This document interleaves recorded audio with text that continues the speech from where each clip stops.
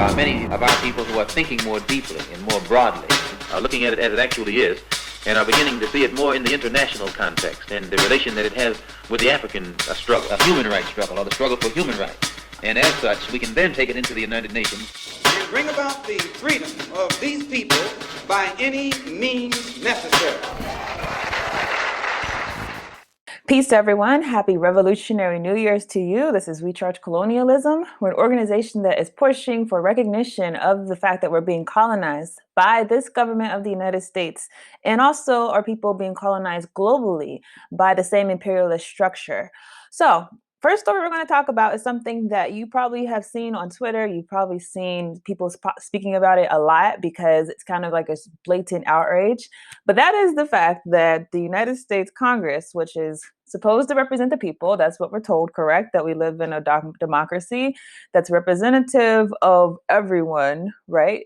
Well, that same Congress is not going to go forward with giving more assistance to the people who have been suffering under COVID-19. Particularly, we know who are African people who have been suffering the most. And their way of trying to give piecemeal legislation is just trying to throw $600 at our people and thinking that we're going to be satisfied with that inside of what has been probably the worst economic catastrophe to have hit us in probably the last 50, 60, 70 years. So when you think about the blatant disrespect that $600 in this current economy could sustain a family, many of whom have been plunged into poverty, who have a rent to pay. Think about it. In America, you're very lucky if your rent is under $600, who have food that they need to eat, children to feed. And all of this that this government that is supposed to represent you is willing to give you is $600. Now, let's read from the story to talk about a lot of the outrage behind that. And let's connect this also to the fact that we're really not living in a system that is formatted for our people, but is created for global dominance over our people at the sacrifice of many, many Black people, as has been done historically. So it says, Twitter erupted into anger over the scant $600 offered to Americans, while billions were given to foreign countries. After months of squabbling and political brinkmanship, an agreement for COVID-19 aid was finally reached on Sunday. It's a $900 billion economic relief package, including a combination of direct payments to people, enhanced unemployment benefits, and funds for businesses. The American public was very disappointed. They watched billionaires reap additional unfathomable wealth during the pandemic, while Americans only received a meager $600. Many who exceed the salary threshold will receive less money or none at all, okay? The $900 billion was part of the far larger fiscal funding package for 2021. The enormous $2.3 trillion appropriations bill provides money designated for, okay, so this is where our money's going: defense, offering monetary support to other countries, transportation, agriculture, healthcare, homeland security, and foreign affairs.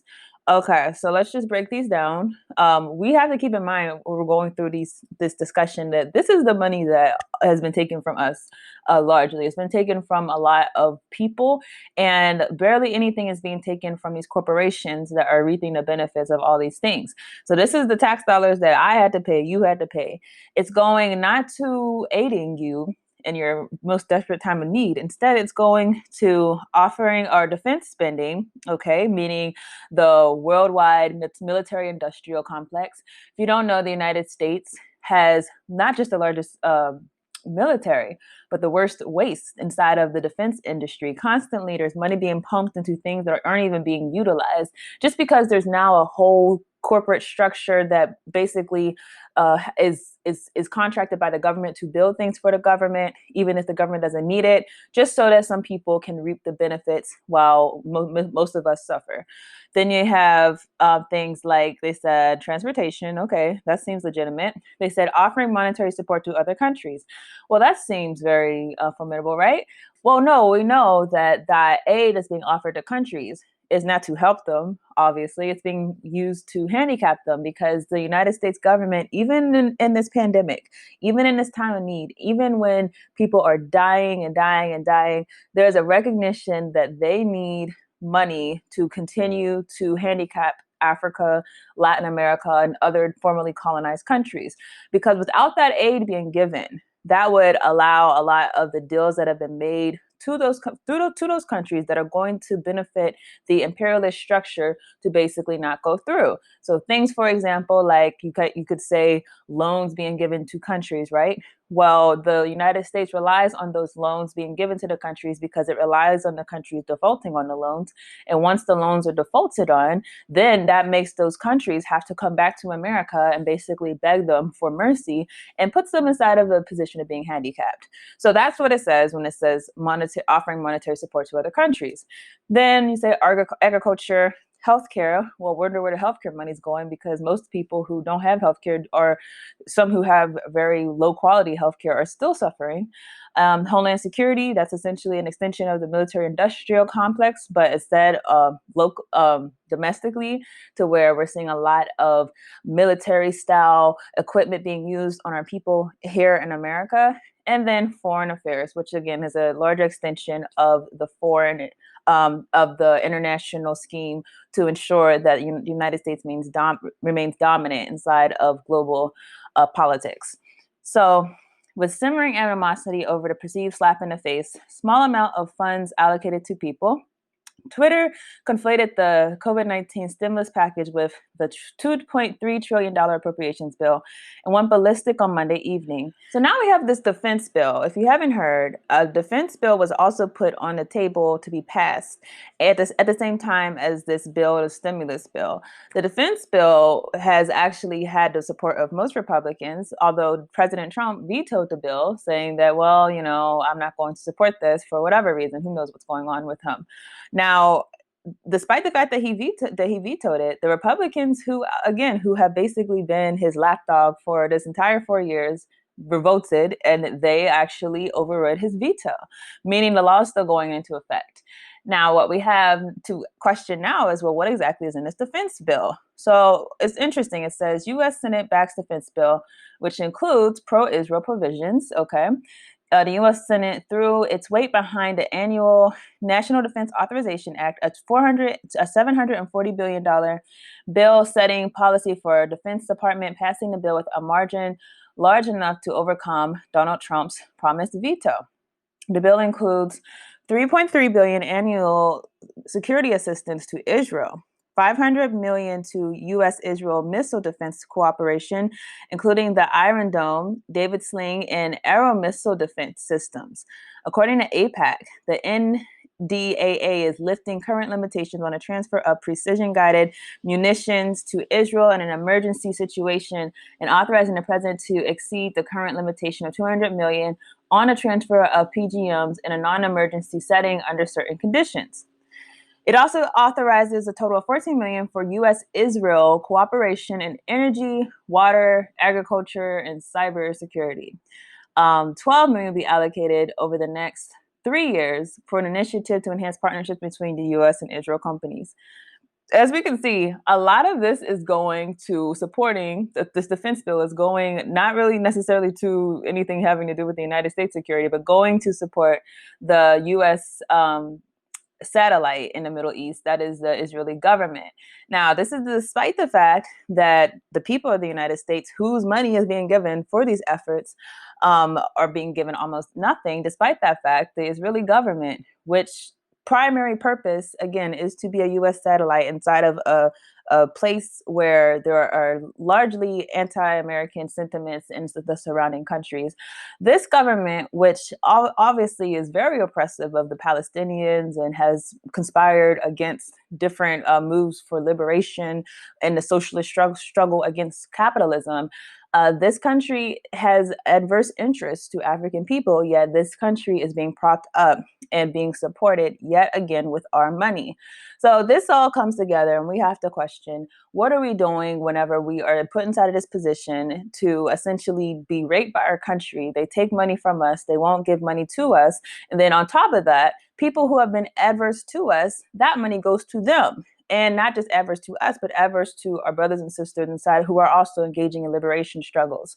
This whole story is just to let you know just how much the foreign policy of the United States not just affects us domestically whenever we're dealing with things like not getting aid from our government, but is really used as a tool internationally to ensure that the U.S. interest is being propagated, even inside of a season of a pandemic where you would think that they would show some type of restraint and support for its people. Now, one more story we're going to talk about is in relation to AFRICOM, because I think this also brings all of this inside of a Pan-Africanist view. So it says AFRICOM set for budget boost, says troops pulled out of Somalia will stay in East Africa.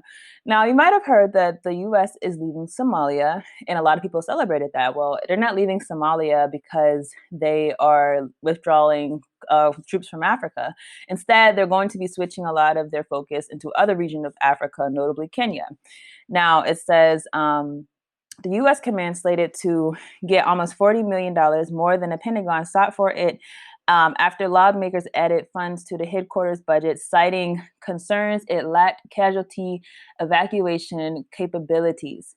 Now, the National Defense Authorization Act, which was released by lawmakers last week, is expected to pass with bipartisan support in a matter of days and calls for a boost for AFRICOM, even as the military prepares to withdraw from Somalia as ordered by President Donald Trump. The Pentagon, this is the crazy part, the Pentagon requested $239 million for AFRICOM. That's what the Pentagon requested. After negotiations, the House and Senate lawmakers had increased that amount by $38.5 million, the budget document shows.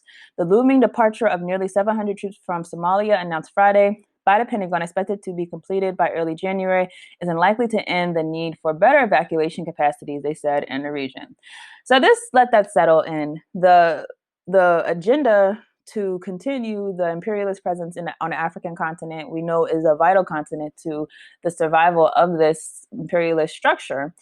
That is, despite the fact that the people who are actually inside of the military only requested a certain amount to continue that presence, the United States Congress and Senate came together and said, oh, that's not enough, you need more. What is that signaling us whenever you have a situation where the U.S. presence in Africa is being pushed so clearly by both the House and the Congress?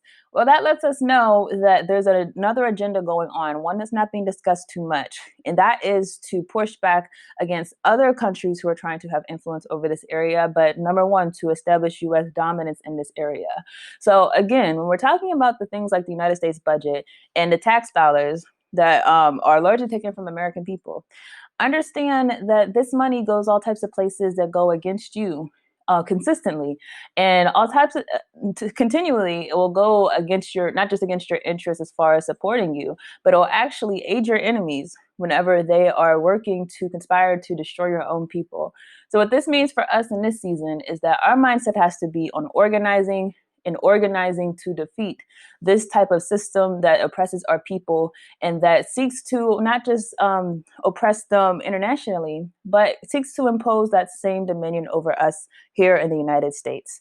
So that is the purpose of this video. Let's make sure that we're continuing to bring light to these issues and not taking it lightly, that essentially our money that a lot of us worked and earned is being used as blood money for our own liberation.